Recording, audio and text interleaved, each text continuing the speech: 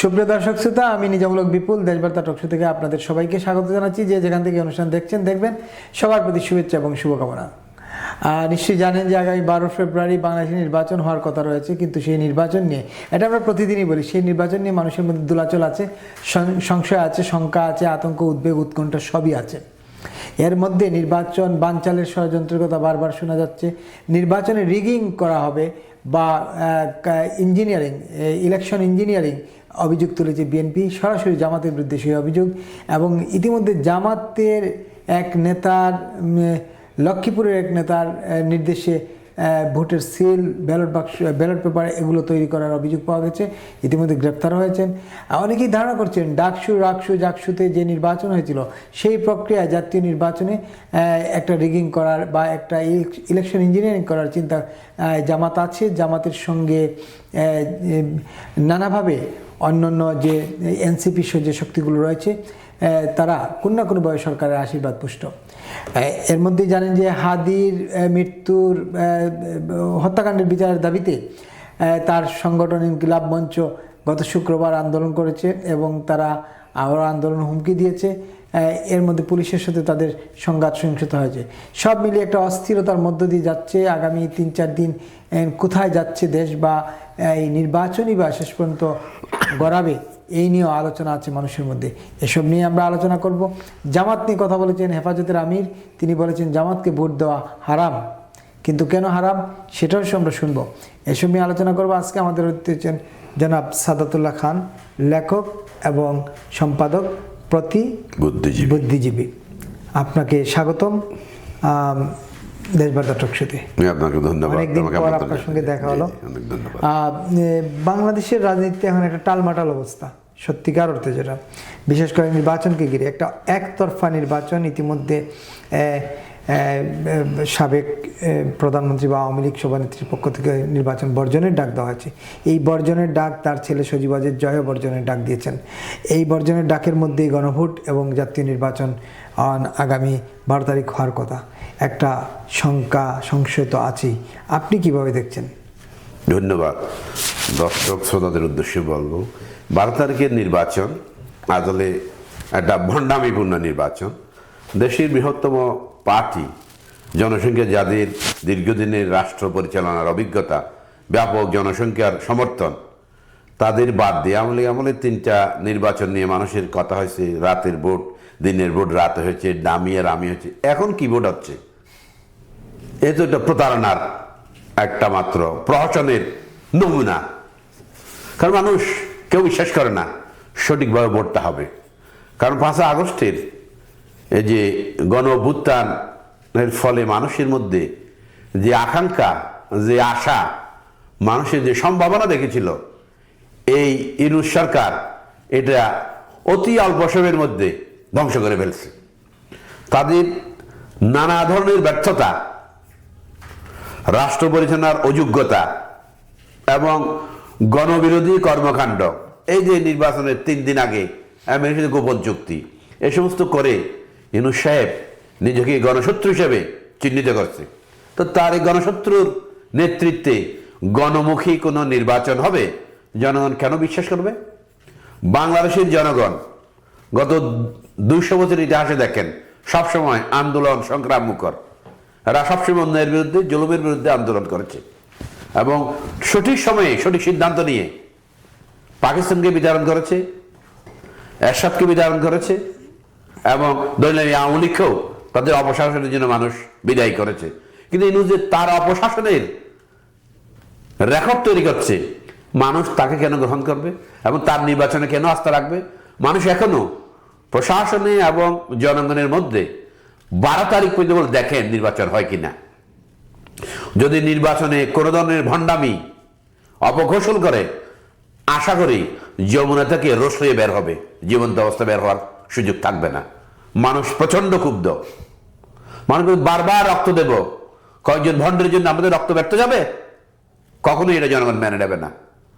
যতই এই যে জামাতের কথা বলি, জামাতেরকে হেফাজতের আমির বলছে জামাতের ভোট দেওয়া মুসলমানদের জন্য হারাম, ইমান থাকবে না। সঠিক। 1941 সাল থেকে, ব্রিটিশ পিরিয়ডে জামাত তৈরি হওয়ার পর থেকে আজ পর্যন্ত কোনো সঠিক সিদ্ধান্ত জামাত নিতে পারে নাই। জামাতের নীতি এবং সিটি কর্পোরেশনের রাস্তাঘাট পরিষ্কারের নীতি সমান। জনগণ যা চায় তার সে 200 গজ দূরে থাকে। এরা ভুল পলিসি, 47 সালে ভুল পলিসি, 71-এ ভুল পলিসি, এবং এখনোই ভুল পলিসির মধ্যে যাচ্ছে। তারা যার যা শক্তি নাই, যার যা সমর্থন নাই, এটা আস্ফালন বলছি আমরা ক্ষমতায় যাব, ক্ষমতার ধারে কাছে যেতে পারবে না। ফ্রি ফেয়ার ইলেকশন হলে 10টা আসনও তারা পাবে না, কারণ যাদের জনসমর্থন 10% দেশে নাই। আসমান থেকে আসবে? যদি কারচুপি, রিগিং, ইঞ্জিনিয়ারিং এগুলি করার তো রেহাই পাবে না, কারণ জনসমর্থন না থাকলে ওরা ক্ষমতা আসলেও টিকে থাকতে পারবে না, এবং আশা এটা দুরাশা মাত্র। ধন্যবাদ আপনাকে। এই কি আপনি বলছিলেন যে ইউনূস সরকারের এই নির্বাচনকে প্রতারণা নির্বাচন, ভণ্ডামি নির্বাচন। উনি তো বলছেন এই পৃথিবীর ইতিহাসে বাংলাদেশে এমন একটা উৎসবমুখর নির্বাচন হবে, এমন নির্বাচন আর কোন কালে হয় নাই, এটা ইতিহাস হয়ে থাকবে। আপনি এটাকে প্রতারণা নির্বাচন? এটা মানুষ মর্নিং শোজ দ্য ড্যাশ বলে, তার কর্মকাণ্ড দেখেই তো বোঝা যায় ইলেকশন কি ভালো হবে না মন্দ হবে। যিনি ক্ষমতায় টিকে থাকার জন্য অবৈধভাবে কিংস পার্টি তৈরি করেছে, তাদের তো এখন টলমলে অবস্থা। হারিকেন দিয়েও খুঁজে পাওয়া যাচ্ছে না তার সৃষ্ট, তার পুষ্যপুত্রের দল এনসিপি, হারিকেন দিয়ে খুঁজে পাওয়া যাচ্ছে না। তারা তো সৃষ্ট একটাও কোথাও আসন পাবে, সবার জামানত বাজাতে হবে। তাহলে এদের তো কৌশলী অপকৌশলী শব্দের মধ্যে জিতানোর একটা ধান্দা করতেছে। সবার প্রতি সমান দৃষ্টি তার নাই। পক্ষপাতমূলক আচরণ করে সুষ্ঠু নির্বাচন, অবাধ ও নিরপেক্ষ নির্বাচন সম্ভব? কোনো প্রমাণ দেখাইতে পারলো না উনি। এরকম ইচ্ছে মতো পলিসি, যে ফলে মানুষের মধ্যে আতঙ্ক, সংশয়। সবচেয়ে বড় ব্যর্থতা কি, মানুষ কাউকে বিশ্বাস করতে পারে না যে আদৌ নির্বাচন হবে।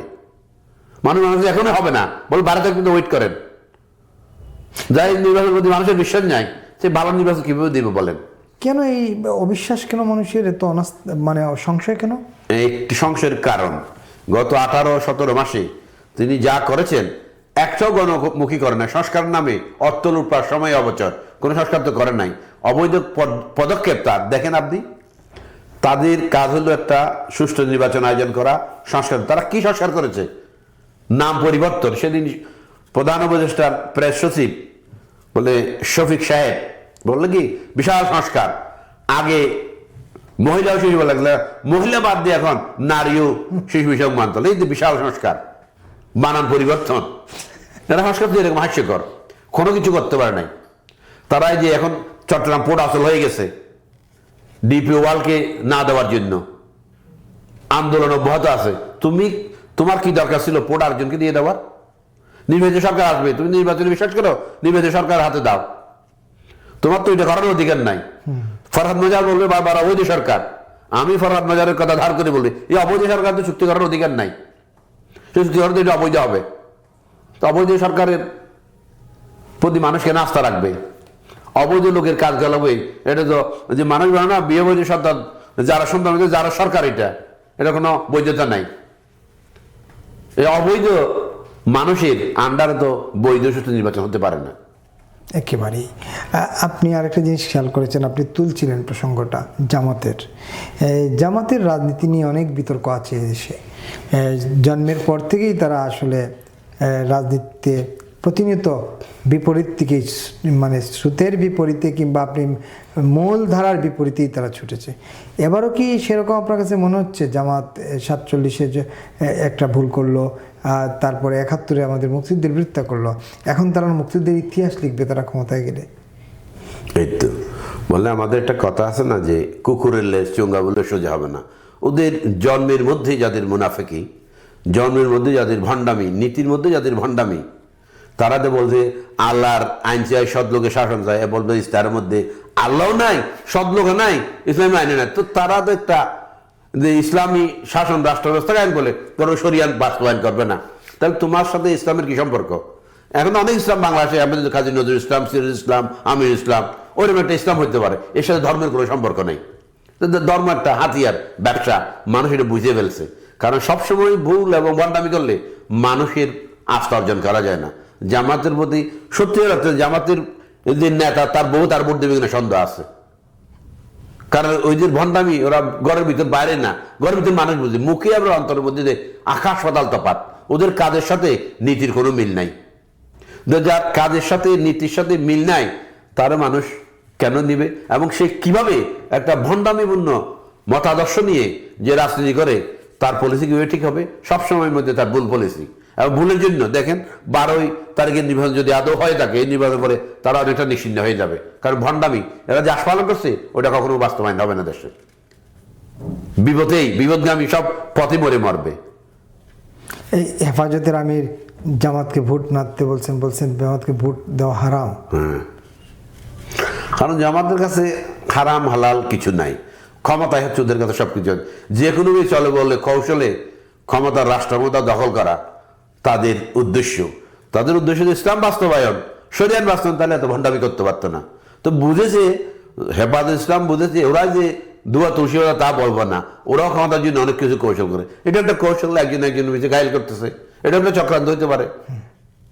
যে জামাত সম্পর্কে মানুষের যে ধারণা আরো বদ্ধমূল করা, যেটা বন্ড হারাম। এক কেন আব্বাস হিসাব প্রতিদিন টেলিভিশনে কই করে বলছে ওরা বন্ড, ওরা মুনাফেক, ওদের ইমানেই নাই, ওরা তো ইসলামে বিশ্বাস করে না। বল পশ্চিমে গণতন্ত্রে কি ইসলাম হবে? না, তো হবে না। তারা বলে জামাতে ভোট দিলে চ্যানেল খুললে দেখা যাবে ব্যস্তের টিকিট মধ্যে এখন সিনেমার টিকিটের মতো টাকা দিলেই পাওয়া যাচ্ছে, তো ব্যস্ত যারা টিকিট বিক্রি করে ওরা নিজেরা তোকে ব্যস্ত যাবে না।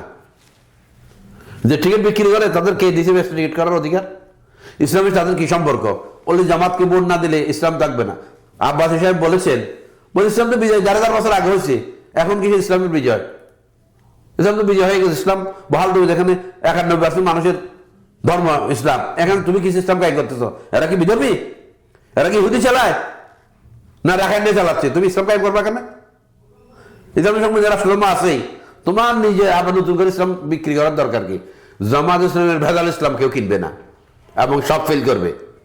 এই যে কৃষ্ণবাবুকে যে প্রার্থী করলো, এটা কিভাবে ইসলাম জায়েজ করবে? এটা হচ্ছে ভণ্ডামির চূড়ান্ত লক্ষণ। ওরা বলে না রোজার পূজা মুদ্রার এপিটোপিট, এই যে শিশির মনির, মানে শিশু মনির বললে হইতো, শিশির নয়, শিশু লোক কথা।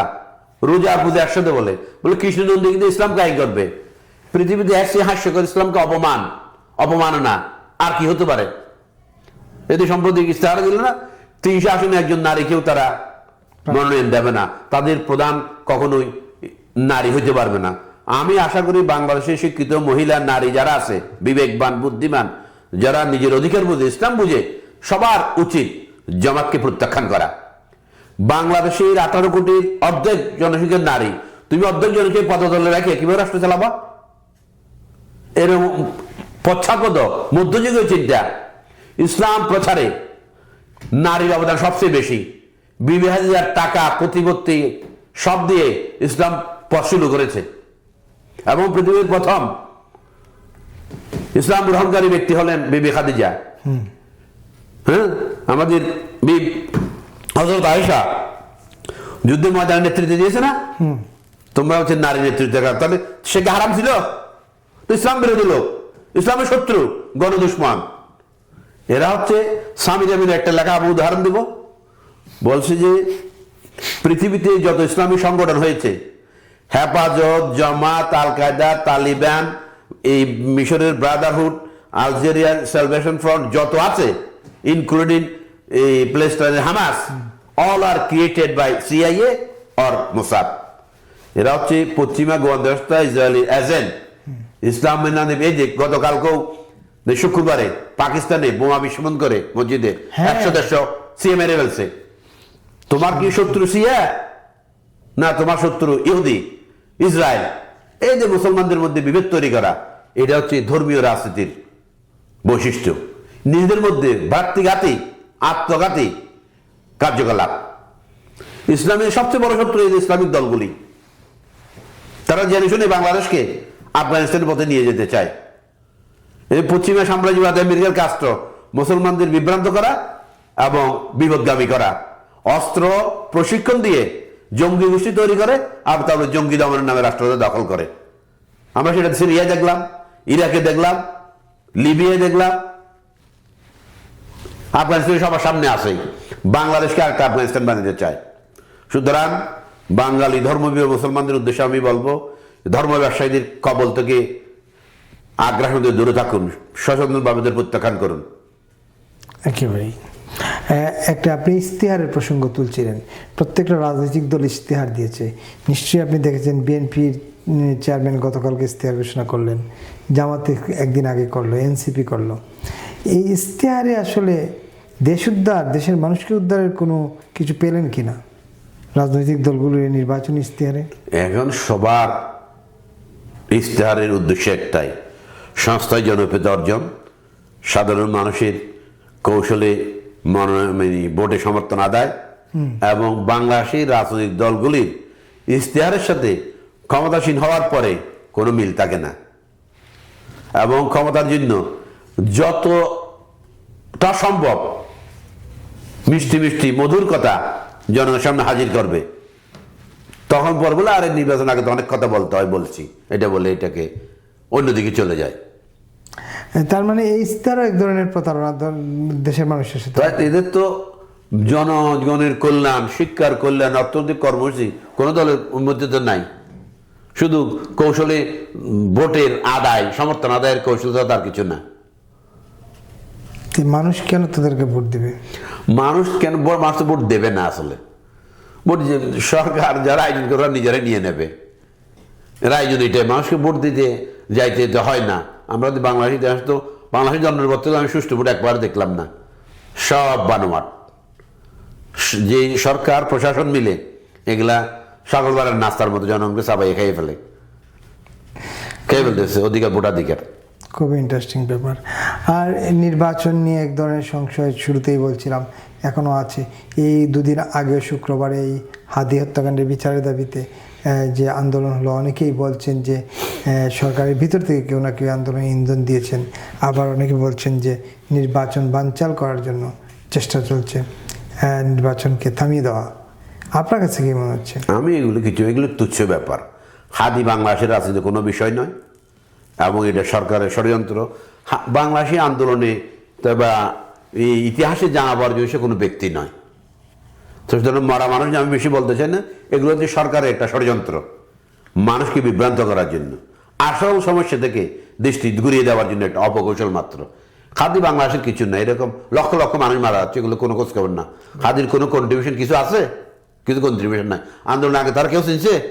এটা বানোয়ার জিনিস, তারা মারে। তার তদন্ত জাতিসংঘ দিতে হবে কেন? রাইট। তদন্ত হলে ইদ্রিসের পদত্যাগ করা উচিত। বলে তোমার অনুসারীরা, তোমার শিষ্যরা তোমার তদন্তে বিশ্বাস করে না কেন? তুমি অবিশ্বাস কাজ করেছো, নাহলে কেন তারা বিশ্বাস করবে? কেন জাতিসংঘের তদন্ত চাইবে? এটাতে প্রমাণ হতে সরকারের ইন্ধনেই তাকে হত্যা করা হয়েছে। এই হত্যাকাণ্ডকে ঘিরে তো এখন যে নানা ষড়যন্ত্রের কথা শোনা যাচ্ছে, যে এটাকে পুঁজি করে নির্বাচন বানচাল করা, ক্ষমতাকে আরো দীর্ঘমেয়াদী করা, এরকম ষড়যন্ত্র। এগুলি আমি কোনো গুরুত্ব দিতে চাই না।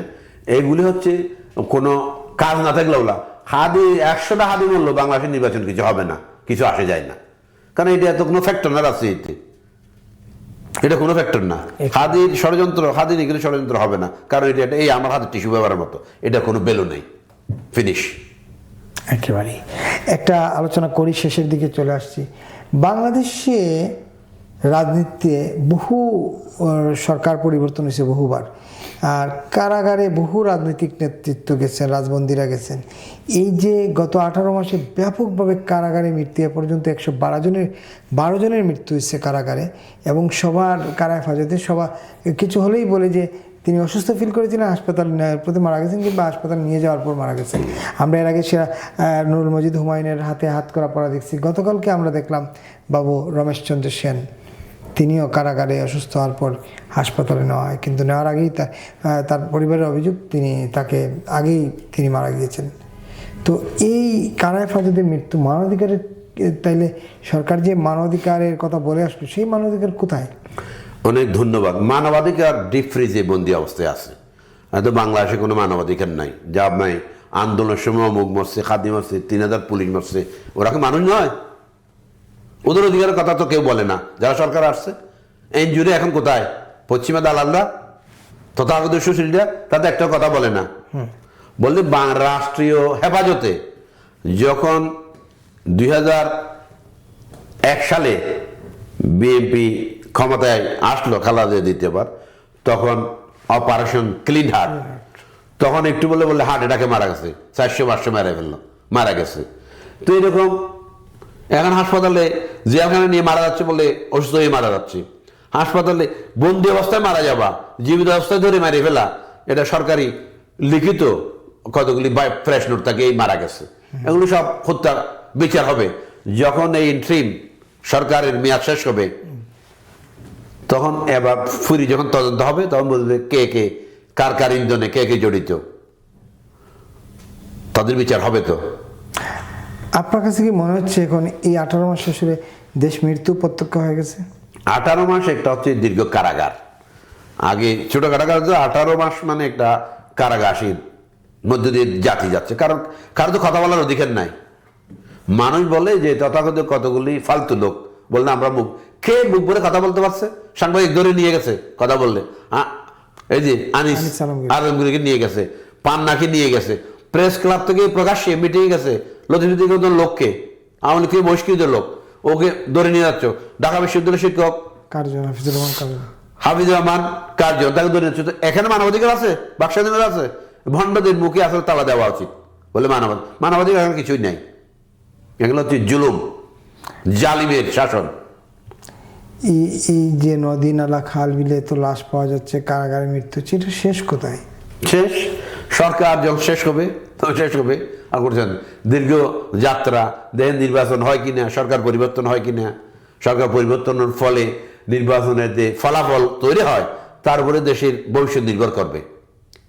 বলে এমন একটা ফলাফল দিল যে রাষ্ট্র ব্যবস্থা শুধু নড়বড় হয়ে উঠলো, তখন কোথায় মানবাধিকার যে কোনো রাষ্ট্র দিকে যাবে? আপনার ওদিকে তো পরিকল্পিত ষড়যন্ত্রের দিকে দেশ যাচ্ছে কিনা এদের লক্ষ্য করতে হচ্ছে আমাদের।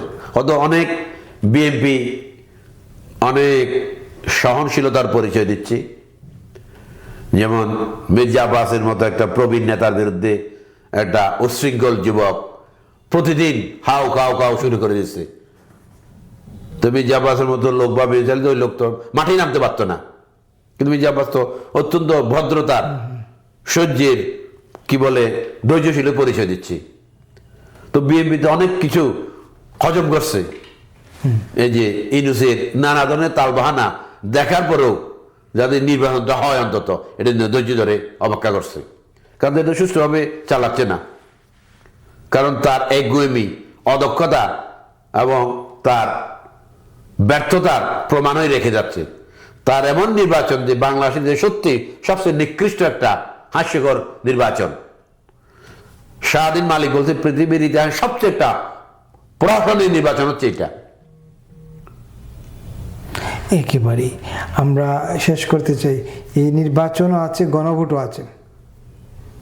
গণভোটটাকে সবাই নিরুৎসাহিত করছে, সরকার গণভোটের পক্ষে প্রচার করছে।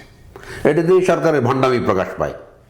সরকার তো নির্বাচন দিয়ে জনগণ দেবে, সরকার তো কোনো পক্ষ না, তুমি কেন পক্ষপাত দিতে করবে? এটাই তো তার ভোট নিয়ে সন্দেহ। সরকার বলছে আয়োজন করে দিলাম, যার যেখানে ভোট দিবে দেবে, তুমি তো কোনো দল না, তুমি যদি নিরপেক্ষ ইলেকশন দাও তোমার কোনো প্রচার করার অধিকার নাই, তুমি তো আইন লঙ্ঘন করছো নিজে। তো নির্বাচনের বিশ্বাসযোগ্যতা, গ্রহণযোগ্যতা শুরুতেই নষ্ট হয়ে গেছে। তুমি কেন হ্যাঁ না ভোটের পক্ষ নেবে? তুমি বলতে আমি জনগণ যেটা চাই সেটা হবে, আমি আয়োজন করতে হয়, কিন্তু সে তো নিজে পক্ষপাত করতেছে, প্রচার করতেছে, রেডিও টেলিভিশনে বিজ্ঞাপন দিচ্ছে, মোবাইলে মেসেজ পাঠাচ্ছে, হ্যাঁ ভোট দেন, হ্যাঁ ভোট দেন। অসংখ্য ধন্যবাদ জনাব সাদাতুল্লাহ খান লম্বা সময় দেওয়ার জন্য। এতক্ষণ যারা দেখছিলেন, দেখবেন দেশবার্তা টকশো ফেসবুক পেজটি ফলো দিয়ে এবং ইউটিউব চ্যানেল সাবস্ক্রাইব করে আমাদের সঙ্গে থাকবেন। আমরা আসবো আগামীকাল যথারীতি সন্ধ্যা 7টায়, এবং আপনাদের এই অনুষ্ঠান ভালো লাগলে নিশ্চয়ই কমেন্ট করে এবং আপনাদের মতামত জানিয়ে আমাদেরকে জানাবেন। আমরা চেষ্টা করব এই অনুষ্ঠানকে আরও কীভাবে আপনাদের মতো করে গড়ে তোলা যায়। প্রিয় দর্শক, সেই পর্যন্ত সবাই ভালো থাকবেন, সাবধান থাকবেন, নিরাপদ থাকবেন। শুভ সন্ধ্যা। ধন্যবাদ সবাইকে।